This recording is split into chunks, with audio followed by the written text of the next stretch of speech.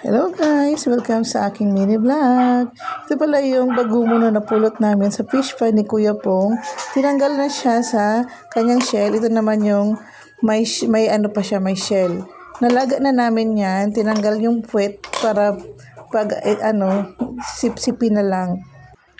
Ang luto pala namin dito is ginataan with langka. Ayan, binilinis ko ng maigi kasi para walang maiwan na shell. Sobrang sarap nito guys, promise.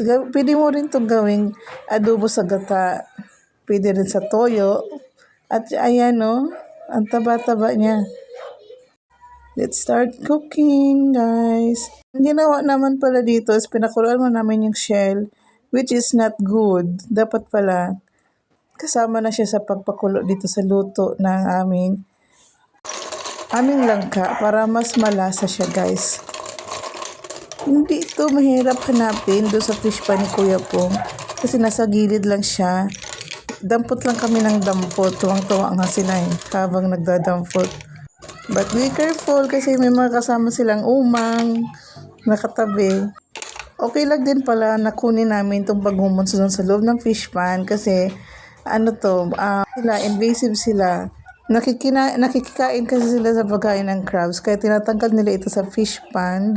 Kung merong kuhol sa palayan, ito naman yung kuhol sa fish pond kaya tinatanggal nila to. Yung iba, dinudurog nila tapos pinapakain nila sa crabs saka sa bangus. Kaya naman, pag may oras sila, kinukuha talaga nila to at tinatapon sa labas o kaya yun nga, dinudurog nila at pinapakain sa bangus saka sa alimango. And yun, madami kami nakuha. Pero nung natanggalan namin ng shell, kakarampot lang pala yun.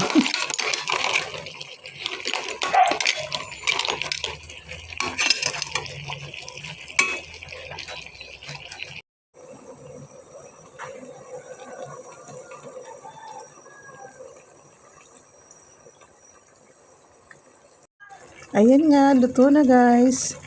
And dito lang aking video. Thanks for watching. Bye-bye!